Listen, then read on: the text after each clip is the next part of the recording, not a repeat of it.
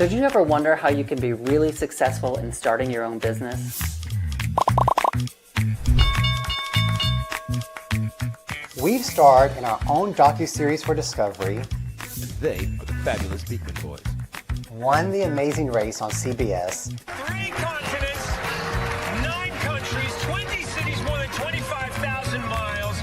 Josh and Brent, I am pleased to tell you that you have won the $1 million prize, and you are the official winners of The Amazing Race. Created 3 multi-million-dollar brands. This is where it all started. This is their #1 bestseller. Written 4 bestsellers. Have spoken in front of huge corporations like Hallmark and Google. And have partnerships with the biggest names in retail. From Anthropologie and Williams-Sonoma, Ulta, Target, Bloomingdale's. But more important than all of that success, we're happy. And in our book, Goat Wisdom, you'll learn exactly how we did it. The truth is this, even though we have multiple college degrees between us, we can honestly say that almost everything we needed to know about growing a successful business and about having a successful life, we learned outside of a classroom. We call it the Grandma MBA. Good practical advice for great business and a great life. For the past 20 years, we've been around so many business leaders and thought leaders. And the thing that we've realized is that they all give kind of the exact same advice when you get right down to it. Because pretty much it's the same advice that's been given for hundreds, if not thousands of years. All you have to do is turn on your phone and you'll be bombarded by information and even more people giving you the exact same advice you've heard over and over before. But what most people fail to do is turn that information into wisdom. And with the tried and true tips we put in our book, Goat Wisdom, we're going to help you do just that. Turn that information into wisdom. And whether you're a small business owner just starting out, or you're wanting to work your way up in a large corporation, we invite you to join our herd and become the GOAT at whatever life you're pursuing that will make you happy.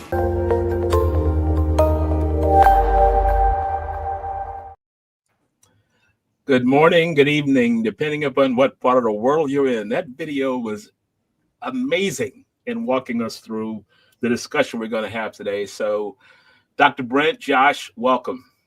Great to be here, Ron. Thank you. Happy to be here. So glad to have you here.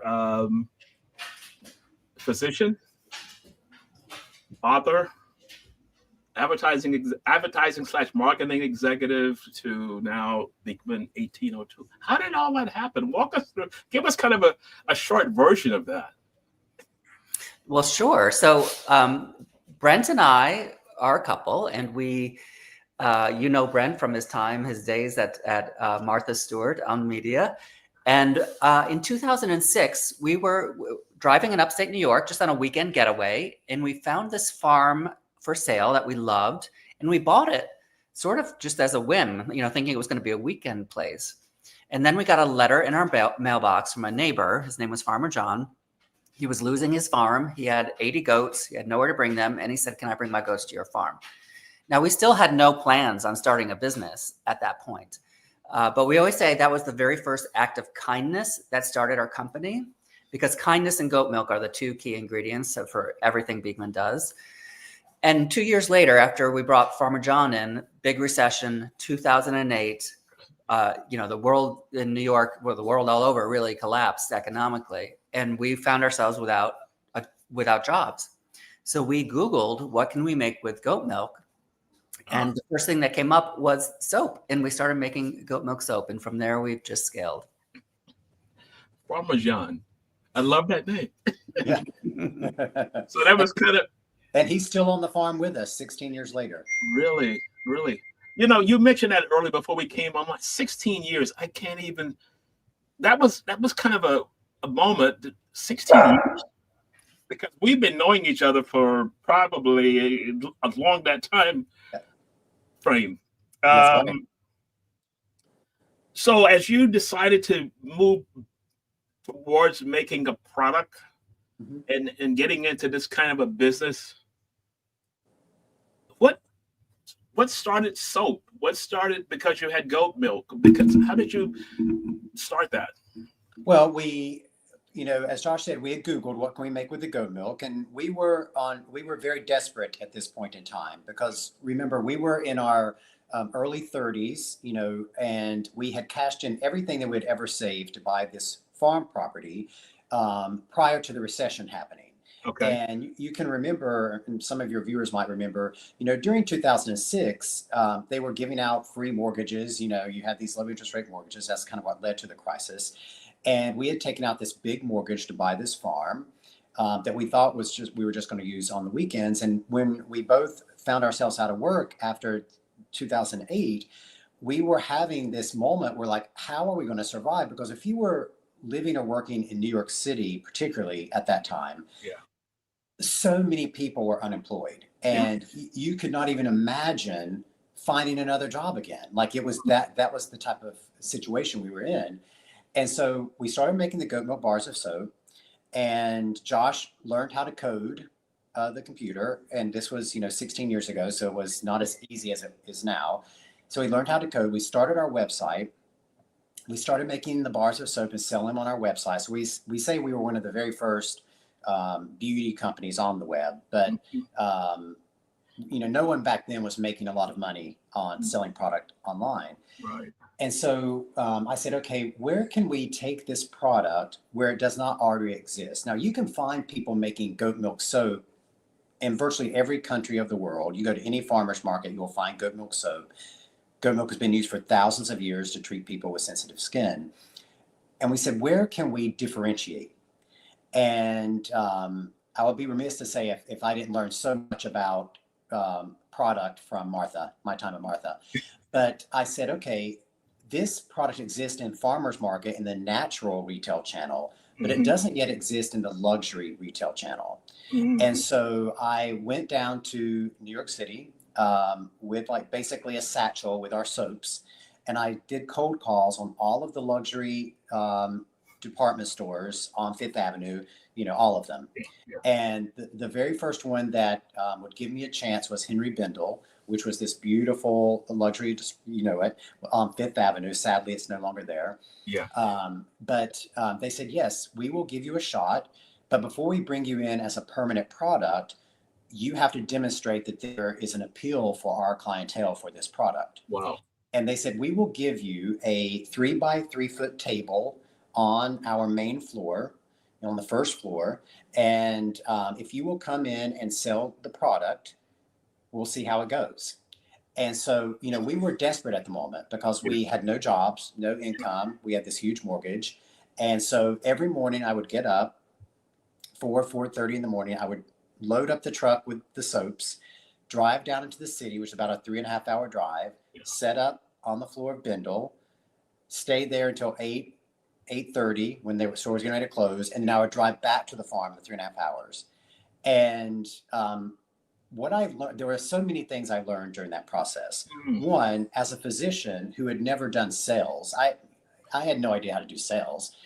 I learned so much by watching the other primarily female, the women on the main floor of Bendel selling product. I learned so much about how to sell product. And then 2, I learned so much about myself in that process because, you would think, oh, this is a person who was a physician at Mount Sinai Hospital, who has an MBA, from Stern.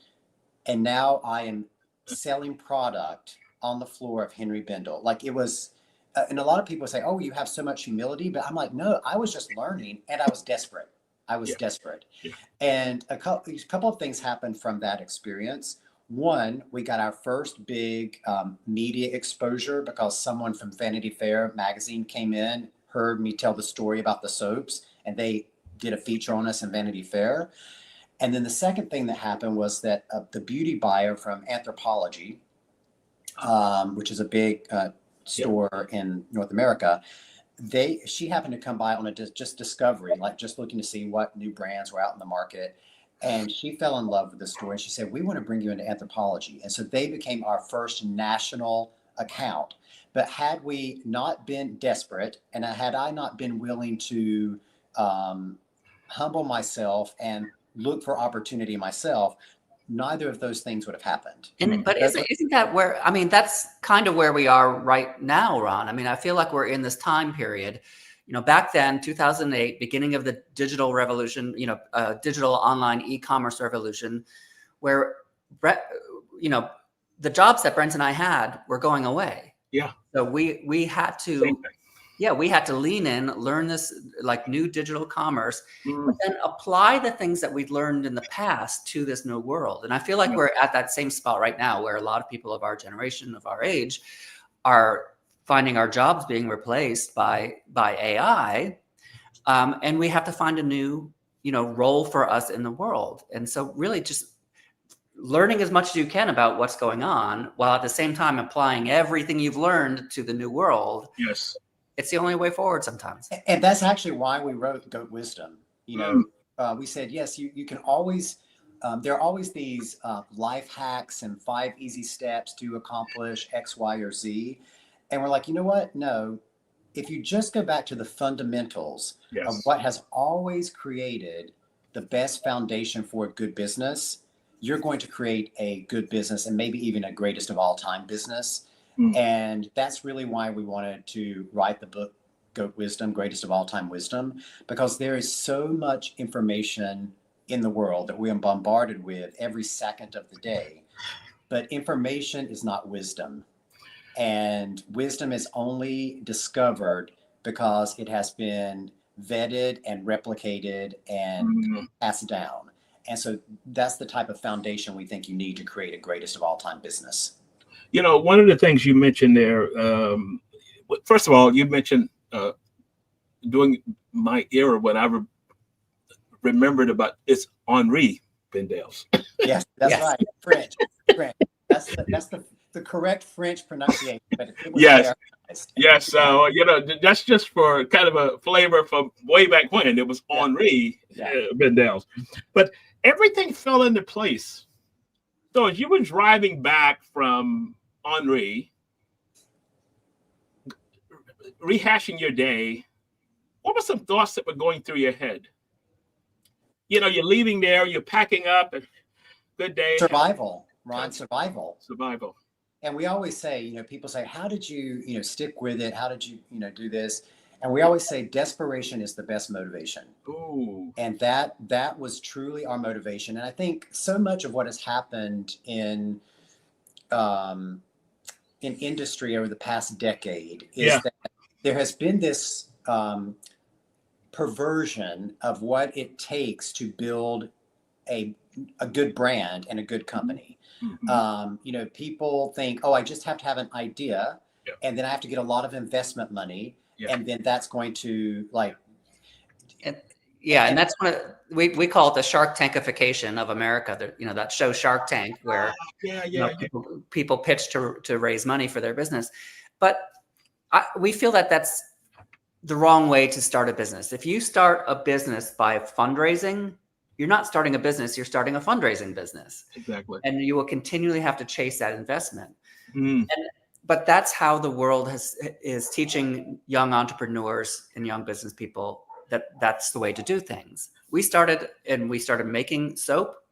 We would sell the bar of soap for, $1.50, and then we would invest $1. Yeah. So it was really step by step, which is how businesses have always been built. And we wanted to really reassure young entrepreneurs and even older entrepreneurs that you can do things the old-fashioned way. You don't have to raise millions of dollars and burn through that money and hope that you have a business on the other side. And I'll give a little caveat, Ron, because you can build a completely good business, even a lucrative one, doing, in the current business model, the way it's been done for the past decade.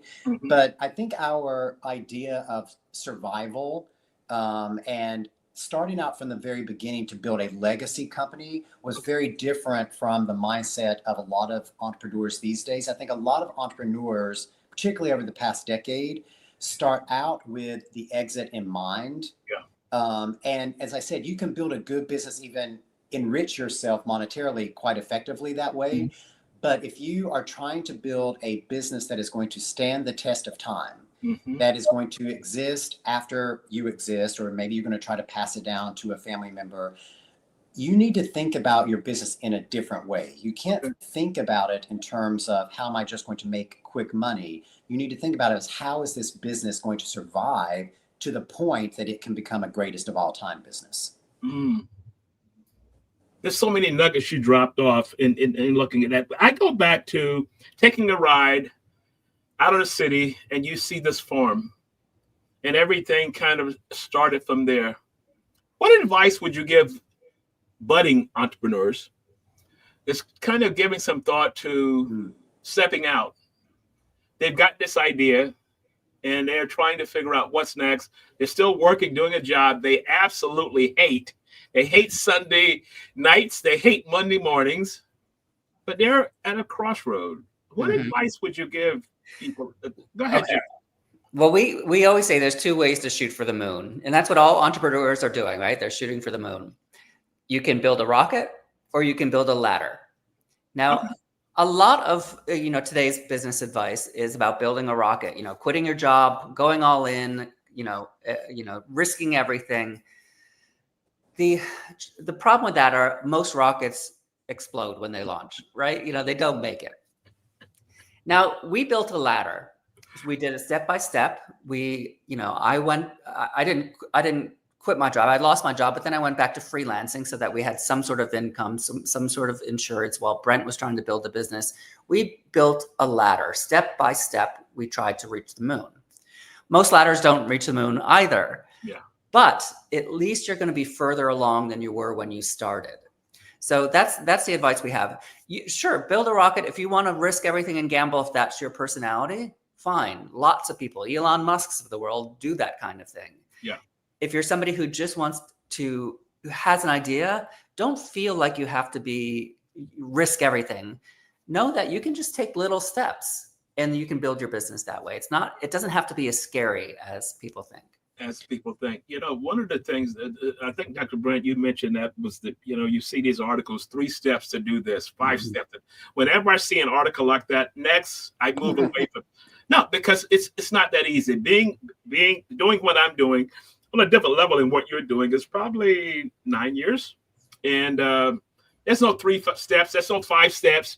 So anyone listening, you're reading an article on 3, you do this, it's going to work. Forget about it.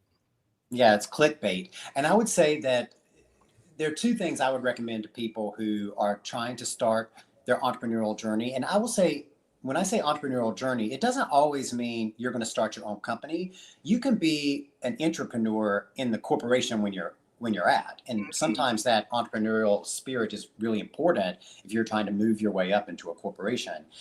But the first thing I would say is make a very definitive list of your assets and make an inventory of your assets. And by assets, I say, look back at your entire educational and professional career and make note of what you learned along the way. And for instance, I can go all the way back to the very first job I had, at 13, stocking the shelves of the grocery store in my local town in North Carolina. And I remember the manager explains to me about fronting the shelves, which means you would walk down the aisle and you would pull all of the product to the edge of the shelf so it looked nice and symmetrical and even as customers were walking down. I still, we have 2 retail locations now. I still apply that. I will, when I'm in those retail locations, I will pull that product to the front of the shelf. My next job was at McDonald's, and I still remember the efficiency practices of McDonald's, and they apply. Like when in our warehouse now, when I'm looking at how people are working efficiently, I'm still applying the things that I learned from working at McDonald's. And so every step throughout your life, of course, medicine, I learned so much about critical thinking in medicine. Every step of your journey, you should have learned something from. And before you start this entrepreneurial era of your life, sit down, make a very clear inventory of everything that you have learned, because you're going to apply everything to what's about to come. And I would say part of your assets too are what you are good at. And here's the thing. Most of us don't know what we're good at. We think we have an idea, but generally what we think we're good at is what we want to be good at, not what we actually are good at. Yeah. So it's always great to ask colleagues, sit down with your colleagues or in even friends, close friends who have known you a long time, and really just say, what am I good at? What do you think I'm really good at? Mhm. And it's not fishing for compliments. You're not doing it for an ego. Yeah. They'll say surprising things to you. They'll say, you know what, you're really good at being honest in situations where it's difficult to be honest. Or you're really good at figuring out complex problems. Things that you don't even realize you do, but those are your biggest assets, what your friends and colleagues tell you you're great at. See, you know what I love about the stories you just told is outside of education. My father owned a taxi company, and I drove taxi at night, weekends when I go away to college, come back, and he gave me the cars for the weekend. But I learned listening from that. I learned listening to people on their way to work, listening to people coming from the club or whatever it was, and you get some insight into trying to understand people. And my father would say, shut up and listen. You learn a lot when you listen as opposed to when you just go, yep. And then another job I had was working at a barbershop and eventually became a barber. And I'd sit there and listen to people tell their stories, sharing everything that they would not share anyplace else. And all of these, and Dr. Brent, you mentioned this, when you walk out of your house, and I think this was in the video, when you walk out of your house, class begins. That's 100% true. Yeah. And I love what you were talking about in the taxi cab, because we consider ourselves complete wallflowers. Okay. So if we are in a room or conference, boardroom, we will sit the furthest away from the action. We want to be on the edges of the room because we want to see and hear everything. We want to listen so much more than people hear us speak. And people might think that's easy, but it's hard because a lot of people want to hear themselves speak more than they want to listen, and they want to command the room. But we have always been people who, and I think maybe because, I'm a physician by training, and so I always used to say the patient will diagnose themselves if you just listen long enough. We just always listen. And even today in our own company, when we're in group meetings, team meetings, we have one coming up right after we're done with you, we will sit there and listen so much more than we contribute. One of our favorite, things to say is never strive to be the smartest person in the room. Always strive to be the dumbest person in the room. And that's so true. As when you hire somebody, you want to hire somebody who just is so much smarter than you are so that you can walk away learning something. Yeah. So how do you advise a leader that's the know-it-all? Tends to know and does not maybe want to listen. If you were giving a presentation at a, say, C-suite conference, and you were talking through these key steps, what advice would you give them? Well, I think you do have to understand people's personalities, right? I mean, that's we talk about empathy a lot in the workplace, and empathy is not just being nice or feeling sorry for someone. Empathizing is putting yourself in someone else's shoes and trying to see the world through their perspective, right? So if you have a personality like that you're working with, which, let's face it, a lot of CEOs and founders do have those personalities, and that's contributed to their success. You first have to appeal to that. You have to appeal to that sense of ego because that's how they're seeing the world. But as we say, the very best leaders are goat farmers. And because they are raising a herd of goats around them, right? You want everyone in your orbit to become the greatest of all time at whatever they're contributing to your organization. And so if you implore that ego and you say, hey, you are so great at these things, all these people want to work for you. Now let's turn each of them into a goat into whatever they're doing.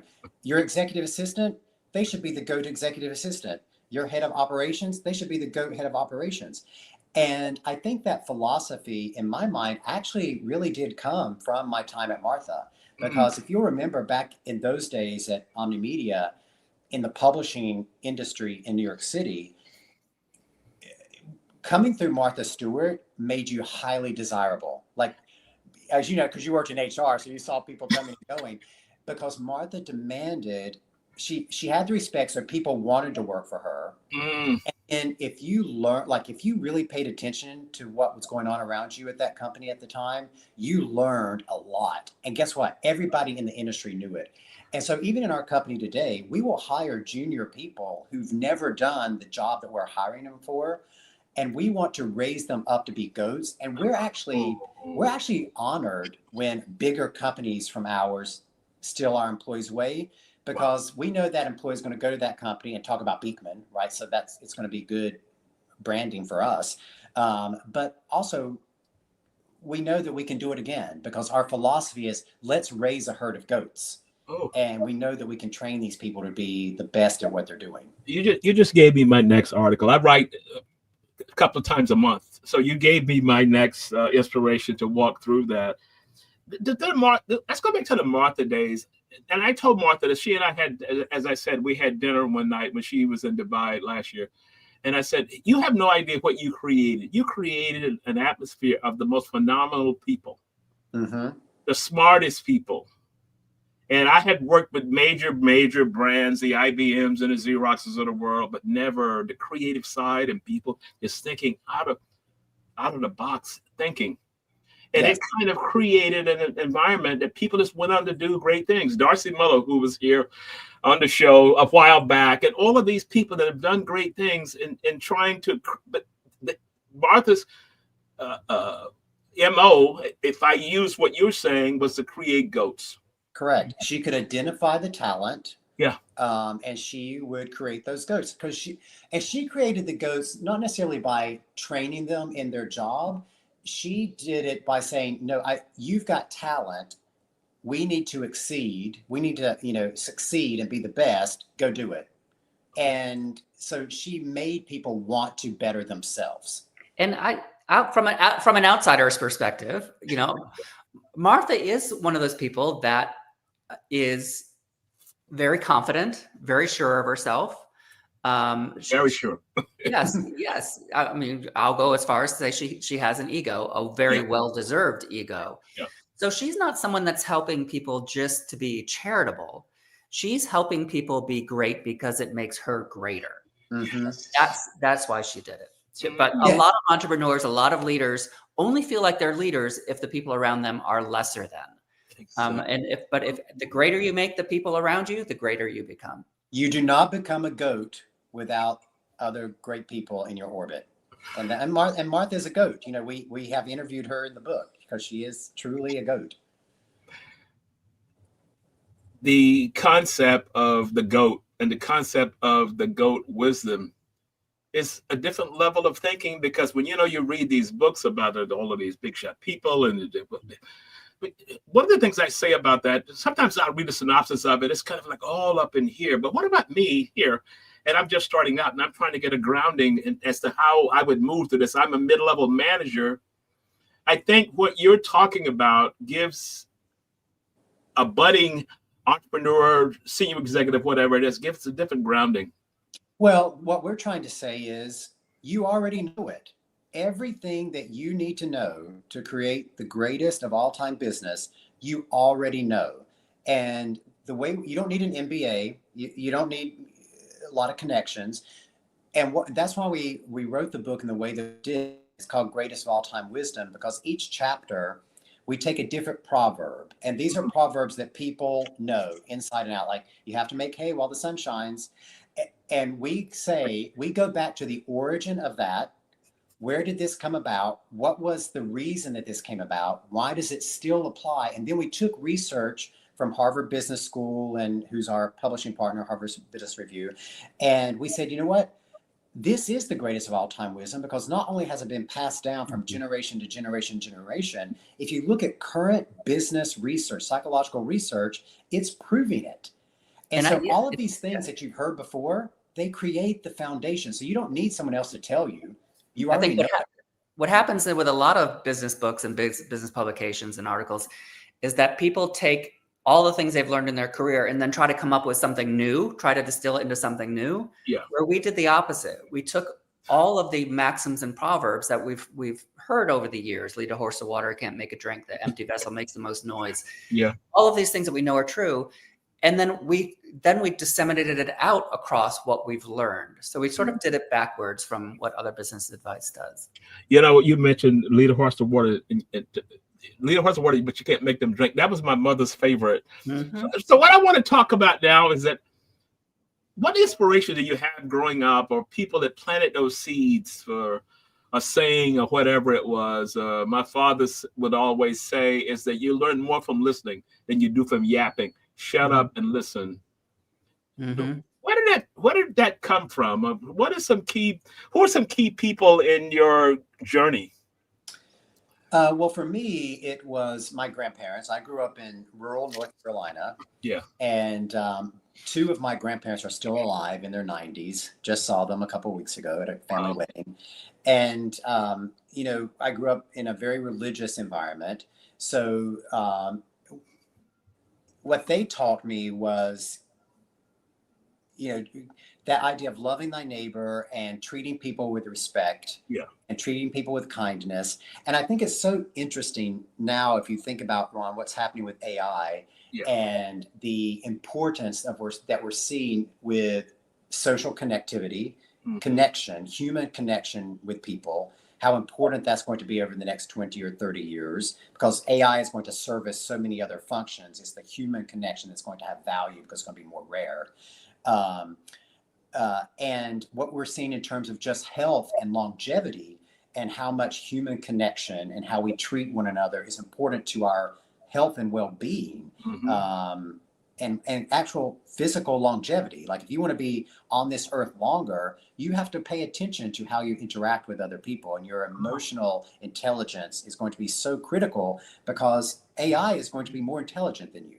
It's not going to be more emotional than you, but it's going to be more intelligent than you. So I learned that lesson very early on, and we instill that every day. We call every customer a neighbor. And we love our neighbor, and we fight for every neighbor. If a neighbor has an issue, we solve that issue.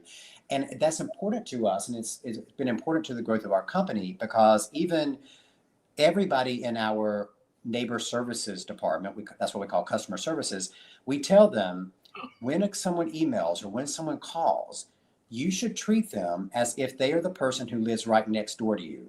And if you do not satisfy the person who's living right next door to you, that's going to be a problem for the rest of your life. So treat every single person as a neighbor, and then you are going to have a great business. And, it goes back to that very fundamental thing I learned, as a child, from my grandparents. Hey, Josh, give us yours, because that was awesome as you talked through that. Josh, give us yours. Well, my mom sounds like your mom. Like my mother was always just saying these maxims and proverbs. A stitch in time saves 9. A penny saved is a penny earned. Measure once, or measure twice, cut once. All of these things. When I was a kid, I'm like, this is stupid. Why does she keep saying these things? But now they became so ingrained. And this, again, these are the greatest of all time wisdom that's been around forever. They've been so ingrained that when I see a problem you would never think would relate to these things, like digital marketing sales, ROAS, I can still relate that business issue, back to one of these original proverbs, because my mother just drilled it into my head over and over again. Yeah, your mother sounds just like mine. Yeah, so maybe they knew each other in a different life, in doing that. So how are you carrying it forward? I'm sure you get inquiries from other entrepreneurs at a certain stage and say, well, how can we do this? How are you giving back?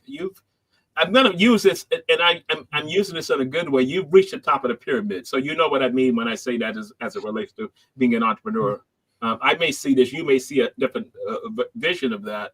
How are you giving back to budding entrepreneurs, the people that are just bought the farm and said, oh, there's goats. How can I take it from here? Well, part of it is by doing just this, right? As Josh said at the beginning of the conversation, we say that there are two key components to everything that we do at Beekman: goat milk and kindness. And mentorship is an act of kindness. And, there is so much, there's just a wealth of information that you can find online, and lots of free advice that you can get. Now, not all advice is great, but it's out there. And by giving up of our time to have these conversations with other leaders like yourself in all situations, sometimes grand, sometimes small. We look at the opportunity to speak in front of 3,000 people, as equally important as speaking in front of 3 people, because hey, one of those 3 people may be the new Sam Altman. And so we say that your time is the most valuable thing that you can give. And as you said, we have had the great, I'm not going to say luck, we've had good fortune, we've had a good work ethic, and we've built a successful business. And we want to say, hey, we've learned some things along the way. Maybe we can give you some advice that will help you along the way as well. Yeah. And I want to speak to, like, a part of the legacy I want to leave is that there are 2 kinds of entrepreneurs in the world. There are born entrepreneurs and there are learned entrepreneurs. And we are learned entrepreneurs. Martha is a born entrepreneur. Okay. Elon Musk is a born entrepreneur. Steve Jobs, born entrepreneur. They are going to forge their path, from the day they were born. But there's a lot of people out there, like Brent and I, who were going into a corporate world. We had a path. We were just doing the thing that we were supposed to do. And we never thought that we could be entrepreneurial, that we could start a business and have it succeed, because that we didn't have that same kind of, singular vision. So what I want to do is reach out to those people like Brent and I and say, you can build a greatest of all time business. You have the skills to. Don't be scared away by the world that says you have to be a huge risk taker, a huge gambler. It's not true. I teach at a university. I teach at a couple universities, and one of the things I try and tell students, these are MBA students, is that what you've been told about the careers and all those things, park it. Because when you walk off that stage with that diploma, that's when the learning begins. My daughter told me one night, and my daughter graduated Penn State, and she says, I am so sick of studying. When I leave this and get my degree, I will never open a book again. So I said, how do I respond to that? And I came back and I said, well, let me give you some advice. I said, the learning begins when you find what you're interested in. And that's a whole nother different style of learning. It's not about an exam. It's not about all these other things. But what it is about is that, how do I educate myself in reality as opposed to some theoretical approach?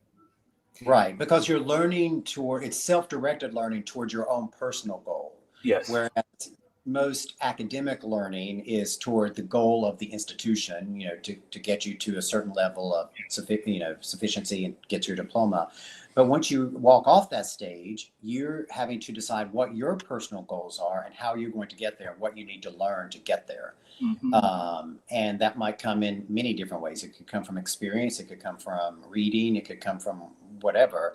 But it have to be self-directed. And I think that's why it's so important to understand what your passions are, and most importantly, what your definition of success is going to be. And I think this is important for any career. Yeah, this is a really powerful point. Yeah. Is that you have to know, is my metric, my personal metric of success, making $1 billion and being a billionaire? Is my metric of success having a family that I can spend time with my family? Is my metric of success having a business book? And work toward those things that are your personal metric of success. Because if you don't know what your metric of success is, and you don't, it's that old saying where if you don't know where you're going, you're never going to get there. If you don't know what you're working towards, you're never going to get there. You're not going to take the right steps. You're not going to step on the right rungs of the ladder. And so often in media, we are hearing other people say what the metrics of success are. And if you're only trying to reach what other people are defining as their metrics of success, you could get there and still not feel successful. And then you're going to be on this hamster wheel for your entire life. And as business leaders, you're used to giving all of your employees KPIs. Give yourself the KPI. The KPIs of you. That's right. I love that, Ron. That's your next article after That's my next article. KPIs of two articles. you. I have there's a couple of universities. This is concerning the CEO series, that this is kind of a must watch for their students because they get a real world vision of what life is like outside of this. I get the MBA, I'm going to go out and I'm going to do 1, 2, 3, 4, 5. You may do one, and then there's this. lay it off, and then how do I come back from this? I try this doesn't work. I go back, I start all over again. And I think from university level, and this is why I enjoy that, is because of the fact we're talking real world. This is what the real world looks like. You build the brand from an idea. You MD, best-selling author, advertising marketing expert, and now you're selling soap. I'm using that in a cool way. But what is the learning from that? And how do I build it beyond that? Yeah, I mean, that's very, very true. This is not a path on paper that anybody has ever written down before. Yeah. But it was the fact that we were open to making the most of every possibility that was put in front of us. That's how we progressed. And I would also add to that partnership. Now we're in a unique situation because we are a married couple and co-founders of this company. But my interest in the goat milk and what it was doing for the surface of the skin was really what was propelling me, because for someone who was truly interested in other people's health and well-being, I saw that people were having this great impact from the goat milk. So I was really interested in doing research in what was it in the goat milk that was contributing to skin health. And so Josh could see in me this passion to do this. And then he's like, okay, how can we craft the message that's going to help sell the product so that we have the money to invest in the research? And that's how we work together. And again, I guess that comes back to what your assets are. Part of my assets where I have this curiosity about science and why things work, and I have the interest and passion to make people feel and be better from a health and well-being standpoint. And Josh, I think, had the capacity and the knowledge to craft craft these messages, and he also had the desire to help me fulfill my desires as a partner. So and we talk about partnership quite a bit in Goat Wisdom as well, and finding the right partners for you. Now, sometimes they are people within your company. Sometimes they are just a really great sounding board or mentor that you have, but it is essential to have that partner. Now, we have each other, which is a unique situation, but that partnership is very important. You know, you talk about, this is the perfect matchup. You have ideas, you have a different lens you're looking through. And when you think of Josh, what he brings to the table, he can package. Josh, I'm taking a step forward. He can package, repackage, and here's how we move it.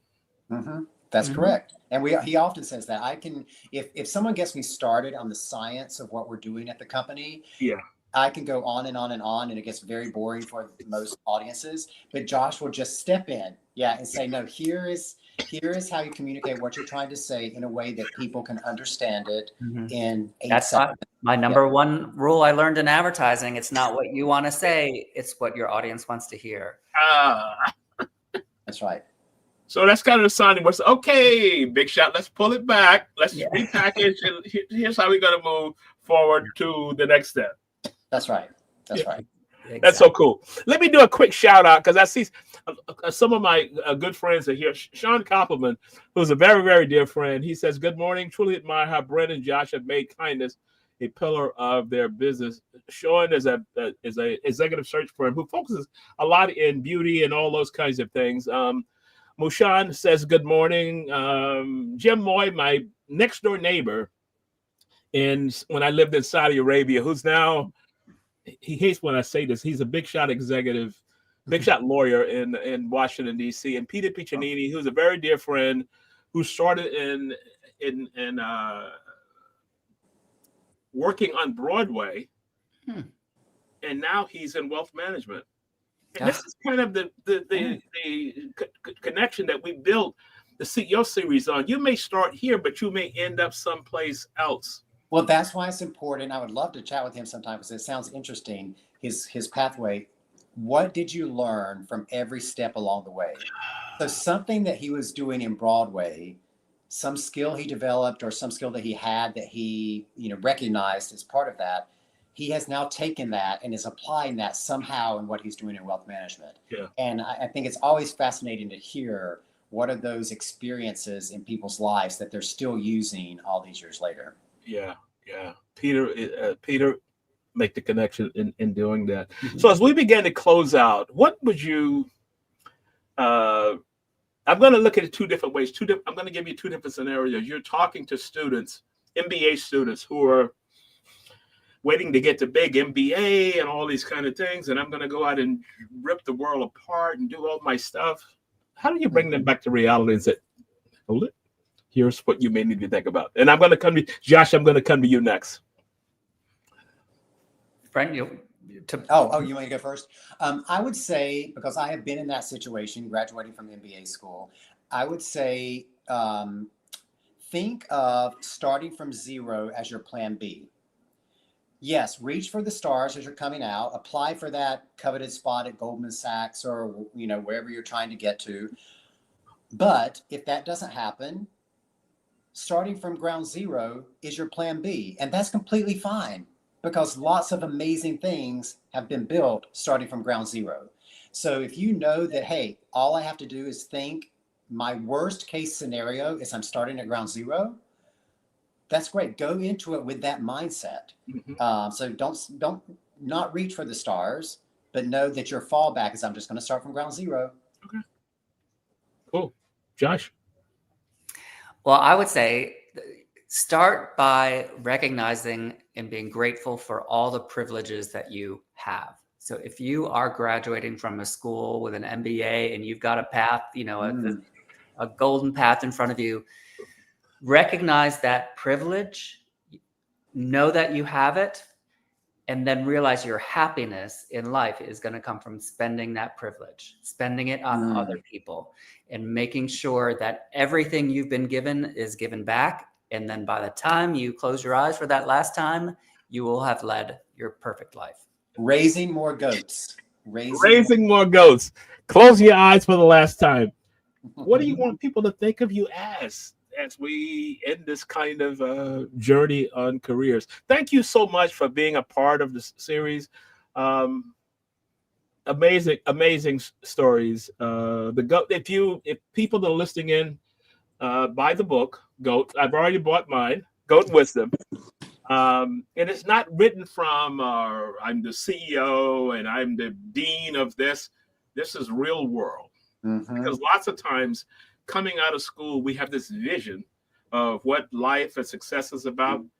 And I'm going to give you some advice. They've already said that there's nowhere near that's going to happen. Yeah. And you're going to have these hiccups or whatever you want to call them. So thank you so much. I need you to hang online for a minute because I need to talk to you offline. But for everyone that's listening, share this to your audience. Like us, subscribe every Friday morning. If it's Friday, it is the CEO series. Thank you. Have a good weekend. And hold on. Take the CEO series with you anywhere, anytime. All episodes are now available on Apple Podcasts, Spotify, and major streaming platforms. It's not just an interview. It's a masterclass in leadership.